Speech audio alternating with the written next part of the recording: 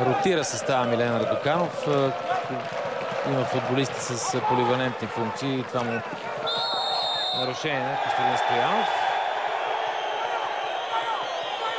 И това му дава възможност да ги използва на различни постове.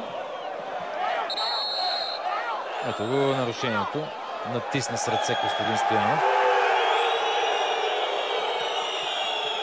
Зико получава жълт картон. Втори жълт картон за футболист на ЦСКА.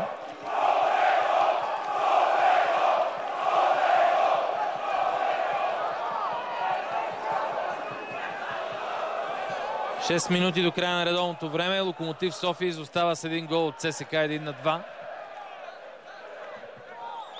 Определено ЦСКА нищо не играе второто полувреме.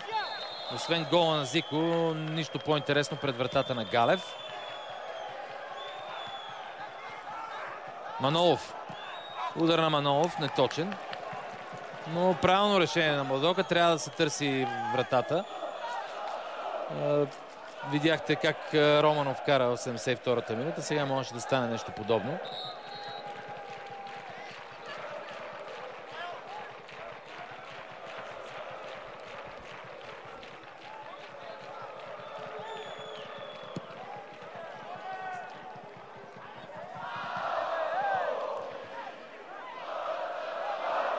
Живец. Нарушение срещу Саша Живец. Извърши го Коста Янев.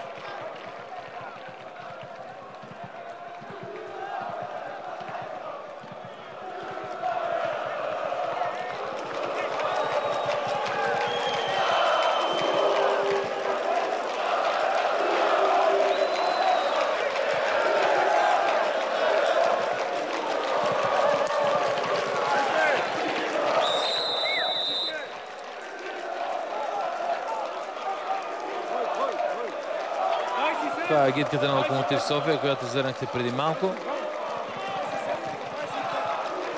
Едното основно удоволствие е, че отбора не може да домакинства на своите домакински матчове на стадиона в Квартал Надежда. И естествено насочва недоволството си към ръководството на Локомотив София. Но нещата там с стадиона в Квартал Надежда са толкова мътни, че и факир да си трудно ще ги оправиш. Аз съм сигурен, че ръководството на Локомотив София желая повече от... желая толкова, колкото и феновете отбора да домакинства в своя дом и да си играе мачовете на стадион Локомотив, да не се плаща наем тук. Но в крайна сметка няма как към днешна дата отбора, ръководството да предприеме някакви сериозни ремонтни дейности, тъй като все още не е изяснен статутът със собствеността на стадиона. Петър Стоянов влиза, за да заздрави подстъпите към вратата на Мболи на мястото на Янис Зико.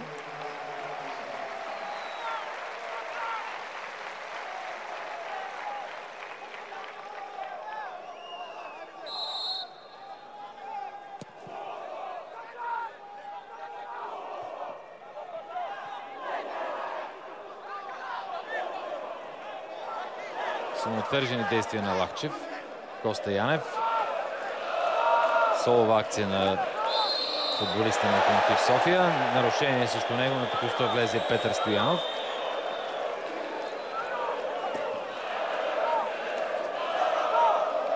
Определено Локомотив София играе много по-добре от своя съперник през второто полувреме, което няма логика на фона на тежките 120 минути изиграни в четвъртък, но явно силите на Локомотив са достатъчно, за да играе на ниво и срещу ЦСКА, или пък просто отбора на ЦСКА не играе на ниво. Малко повече от 2 минути до края на редовното време. Локомотив търси всячески да изравни резултата, след като отбора на ЦСКА поведе с 2-0. Локомотив върна един гол в 72-та минута и сега се опитва да стигне поне до точката в този матч, което ще си бъде определен успех за отбора на Локомотив София. Романов. Центриране. Отново трима футболисти. Този път има и дигнат флаг за засада, но отново трима футболисти на Локомотив София бяха оставени там зад защитата на ЦСКА. Веско Мишев дигна флага. И виждам, че имаше право.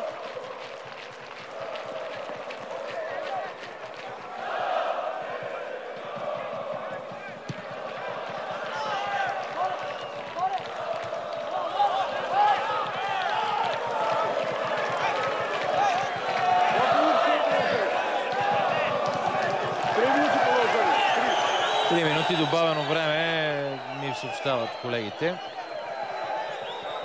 Но за него след малко, тъй като има още една минута от редовното.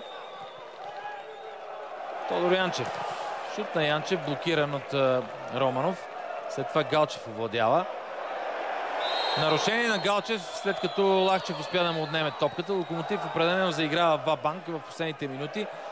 И двамата централни бранители Гаров и Лахчев се втурнаха в предни позиции. 3 минути добавено време. Но центрирана топка в наказателното поле на ЦСКА. Мболив скача и лови.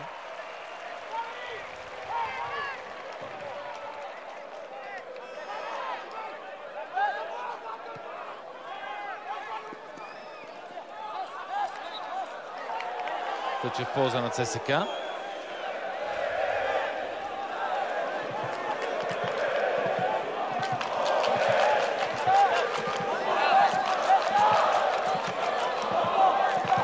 Жуниор хвърля за Тодор Янчев. Спас Делев. Тъч отново за ЦСКА. Ето ги 3 минути добавено време.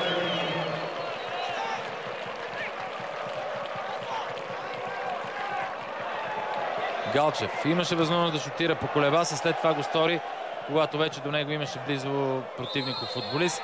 Ново нарушение срещу Лахчев.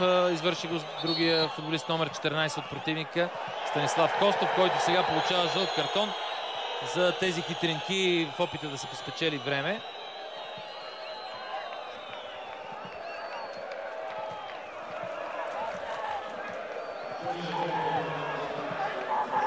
Не остана и много от продължението, малко повече от 2 минути. Подложи Станислав Костов на Лахчев. Картона без, след това забавянето на играта. Галев центрира. Има съдийски сигнал. То е за нарушение в атака на Лахчев.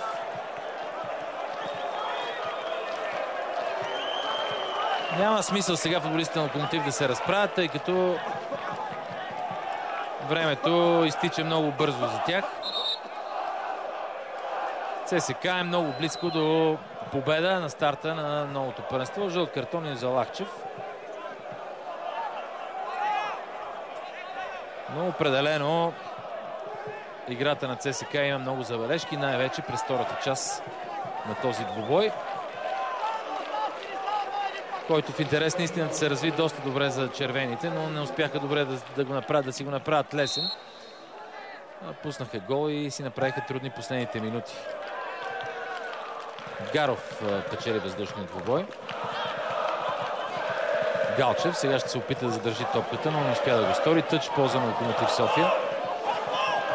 Гаров хвърли към Коста Янев. Отново Гаров. Има игра с ръка на Галчев.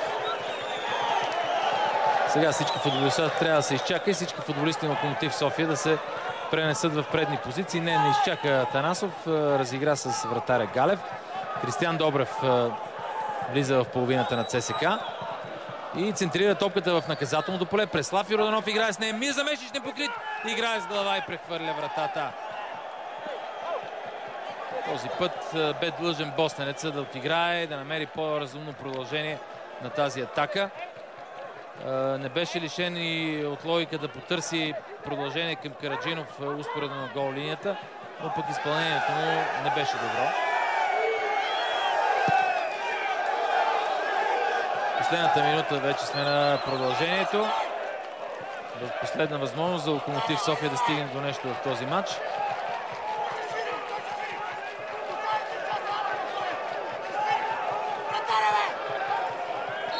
Свири Александър Костадинов в този момент и слага край на този двубой.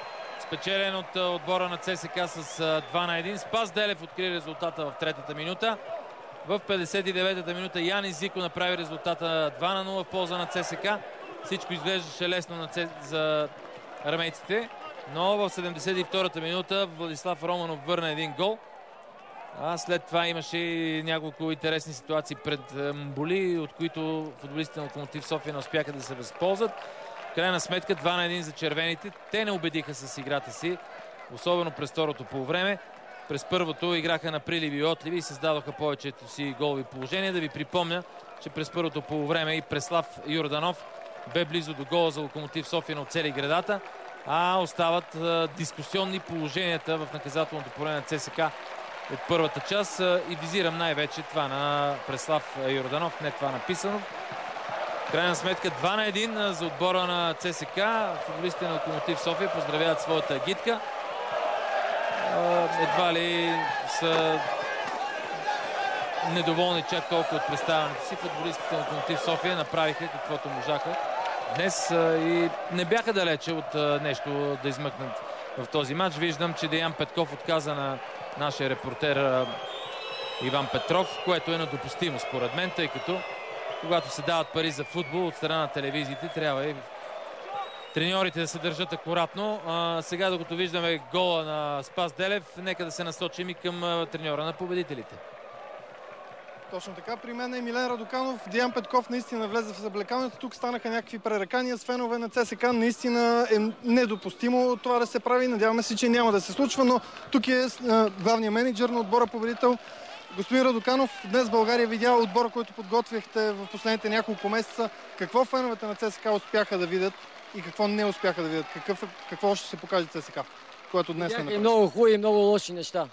Единственото така по-хубаво днес е, че победихме. Иначе имаме много неща, върху които да работим. Видя се първи матч, напрежение, как ще тръгне сезона. Всички ни слагаха фаворити и си оказа голямо влияние. Може би като карахме ранен гол, пък подценихме матча, че лесно ще мине. Изпитахме големи трудности. Важното е, че победихме. Важното беше да се тръгне с победа в първенството. И има време, кога ще изчистваме нещата. Имаше няколко центрирания на Локомотив, при които определено се усети несигурност в защитата. Ще наблегнете ли на това в подготовката за следващите мачове? Да, когато има напрежение, искаш да спечелиш на всяка цена. И от напрежението идва и тази несигурност. Защото видяхте 2-1 беше, ние трябваше да спечелиме матча. Говориме постоянно за тия неща. ЦСКА винаги трябва да печели, няма право на грешки. И от това дойдоха и тия проблеми, може би.